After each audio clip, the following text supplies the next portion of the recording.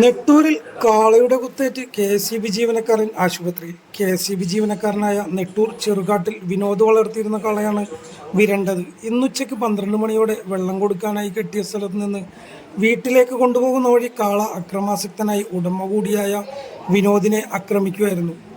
ഗുരുതര പരിക്കുകളേറ്റ വിനോദിനെ വൈറ്റിലയിലെ സ്വകാര്യ ആശുപത്രിയിൽ പ്രവേശിപ്പിച്ചു. ഉച്ചയ്ക്ക് 12 മണിയോടെ വിരണ്ട കാളയെ 3 മണിയോടെയാണ് ഫയർഫോഴ്സും പോലീസും വെറ്റിനറി ഉദ്യോഗസ്ഥരും ചേർന്ന് പിടിച്ചു കെട്ടിയത്.